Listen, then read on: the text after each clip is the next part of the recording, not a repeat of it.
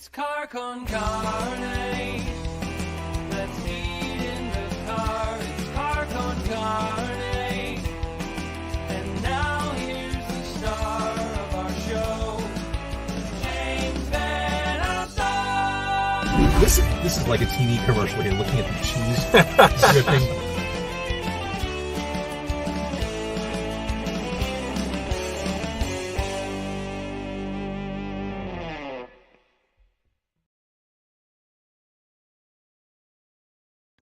And here we are. It is Car Con Carne. Welcome to Friday night. That promo, lovingly rendered and pieced together by my pal Giorgio Reyes, had been just kind of this promo reel, but I figured it's like 30 seconds long. Why not make it a show intro? It looks cool, and it has guar. Guar is appropriate in every occasion. Car Con Carne, sponsored by our friends at Siren Records McHenry, 3902 Main Street. I love going to Siren. I love following them. They're on, of course, social media, Facebook.com/Siren Records McHenry. I was looking at the pictures they posted today. All the new vinyl releases to come out. There's a new Evanescence, Volbeat, the 30th anniversary vinyl release of Sonic Temple by the Cult, Hosier. Tom Petty's Into the Great Wide Open on vinyl, and Papa Roach's Greatest Hits Volume 2. They have that in stock. And I know what you're thinking. There's a Volume 2, 2 volumes of Papa Roach, the best of. You can get them at Siren Records McHenry. Love them. Thank them. I thank them for sponsoring the show. My guests tonight, they are the entire band lineup of OK Cool. It is Bridget and Haley. Good evening. We're all here. Hello, And you're sharing a mic. Your car is so spacious. It's a Mazda 3. It's not terribly spacious, but here's the thing. I'm making plans to get back into it. I've gone a year of not podcasting in a car. My plan is to find fully vaccinated people to share the front seat with. Perfect. I was going to say your car looks a lot like my apartment. Yeah, there's a lot of stuff in there. Yeah. It gets a little crowded when you bring in pizzas Mary and instruments. Poppins bag or something. It's just like Mary Poppins bag. I'm honored that you're here tonight. This is a big night for OK Cool. The new EP Surrealist came out today. Correct. And to celebrate, you've got a couple cold beverages and you're hanging out to talk. There we go. Cheers. Cracking a couple cold ones with my boy. This is the second EP in 12 months time. Yeah. You put out that first EP, Anomia, in the summer of 2020, peak pandemic time. Mm-hmm. And I'm just assuming that you just kept running, like you hit your stride there, and you just kept running with it, and that's why we have an EP so quickly after that one. You know, it's so funny. It doesn't feel that quick, and I think just because like pandemic time just lasts so much longer than regular time, it really felt like a very natural progression of time.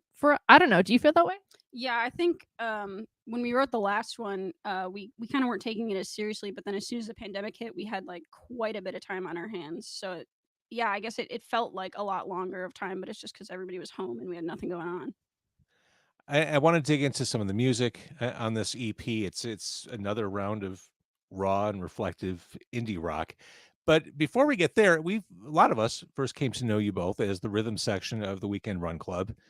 Now that we're 2 EPs into OK Cool, is the Weekend Run Club okay? Or everything all right there? The Weekend Run Club is OK Cool.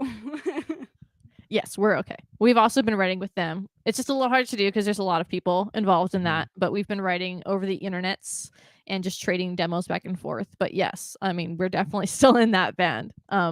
This is just a nice thing to do while everyone's waiting for the vaccine to roll out and for things to be a little bit safer for groups of people again, since we live so close to each other. And she's my friend anyway. We figured it would make some sense to still jam together and still write some music. Yeah. I didn't know you thought we were friends. So there's no band jealousy. I mean, the other members of Weekend Run Club aren't saying, "Oh no, that's great. No, another EP, awesome. Good luck." They're awesome. We love them and they love us. And Mitchell, he puts out some solo stuff too, the singer of Weekend Run Club. So everybody's I don't know, it's just a good supportive homies. Yeah, I think in general, like, I think it's just awesome when people in bands are just able to do whatever they want all the time. Like Joey does graphic design now. He's been doing freelance graphic design since he graduated. And to me, it's like the same exact thing. It's like, you've got another thing going on and that's awesome. And I want to support it. I think like all these different things that we have going on, it just makes me feel kind of balanced. And especially considering that there are 2 different instruments that I'm kind of working with in the different groups, it just feels like a nice, well-rounded way to go about being a creative and making music. Well, take us back to the beginning of OK Cool. At what point did the two of you decide, let's kind of splinter off and write our own songs independent of the band? Right. So I've known Bridget, I think, for 4 years now. And we started out together in a cover band because I was looking for a guitar player and I found she had like a guitar in her profile picture. And so I hit her up and she was like, I'm not really playing guitar right now. I kind of want to focus on drums.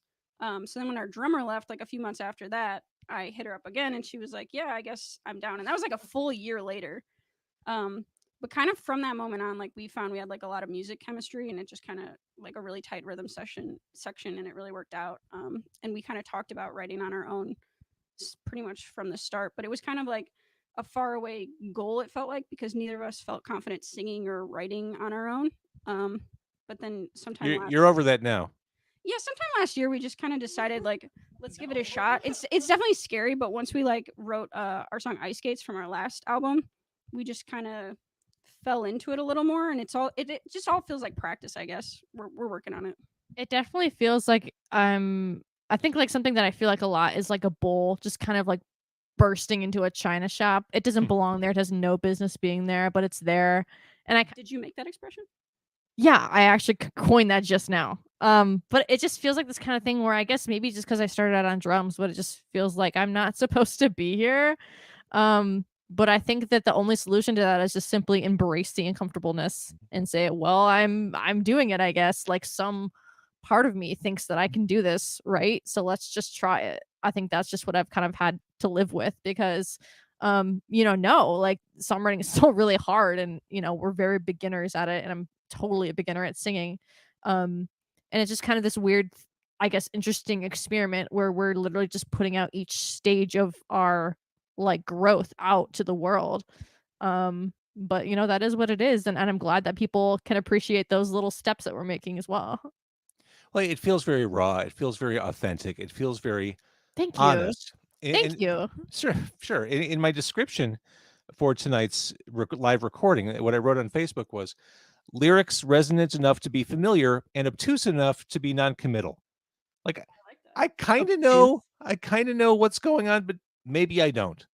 I love that. That's definitely what I'm going for. Yeah. I don't really want to put too much on the table, at once. And I've always loved songs that have things that you can figure out or explore for yourself or, attach your own Yeah, meaning you can personalize the lyrics. Yeah. So they're not so specific.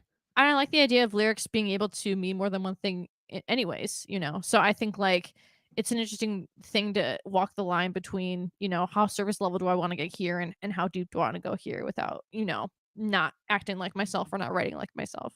It was really interesting to kind of like I wanted to get better at lyric writing, so I would, really read over lyrics of bands that I loved and just kind of figure out what their tone was and, how they were going about writing and looking up all these different, people that talk about the writing process and say like it's a stream of consciousness or I go somewhere and then I just like space out or like I write in a journal and then I pick out those parts. I did a lot of research because I just didn't know how to do it at all, so we tried a lot of different things. I digged up some poems that I had lying around and then I digged them up. I wasn't going to say anything, but Haley, you're the bandmate. You can do that. Yeah, I gotta keep her in check. Yeah. Grammar police. And then sometimes we tried writing to music going in the background and seeing how that worked. And sometimes we came up with it on our own. Like there's just a bunch of different ways I realized that you can kind of branch off in order to like to create, whatever you need to do. There's a lot of different ways to go about doing it. Yeah, there's a lot of metaphor there, a lot of feelings being expressed without uttering specifics. That said, I mean, I listened to these songs on Surrealist, and it certainly seems like the pandemic helped build the vibe for these songs. Yeah, I mean, obviously it's a terrible thing. I think it just kind of forced everybody to look a little bit more inward. And like now that we finally have some time to kind of assess where we're at and where we want to be, I think it just allows for you to kind of like straighten your stuff up a bit more and just, focus in on what you want to get better at and what you want to keep doing. I said it sounds raw, but this is accomplished sounding indie rock stuff. And it starts with I Should Buy a Sword. And just to stay on the themes of sadness, introspection, etc., and just the state of where things are in the world right now. I never thought I'd be so desperate for awkward human interactions and sketchy bathroom floors. That's really all we want at this point. Weird Skating hugs, so much. Yeah.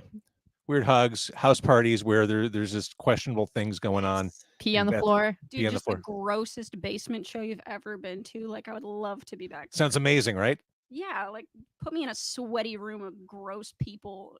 It smells like asbestos and mold.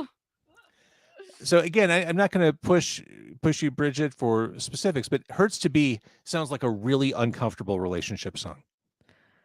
It's about your relationship with yourself, actually. It's definitely not about anybody in particular. It's very much introspective song, as are most of them. And I guess like I was just kind of it is kind of something that has a lot of different layers, but it's just kind of about this strange intimacy of being alone and like how that can make you feel like in a pandemic when you're alone a lot more than you used to be. Because I think that when we're able to go to all these shows and when we're able to spend so much time with people, it's very easy to kind of take a backseat to yourself. You know, you for can sure. kind of just like be socializing all the time. But when you're alone, you know, after a while you realize I am my own company right now, and that's kind of scary. So that was just kind of something I was thinking about for that one. And then at the end of the album, there's "Divers," which is a recently released single as well.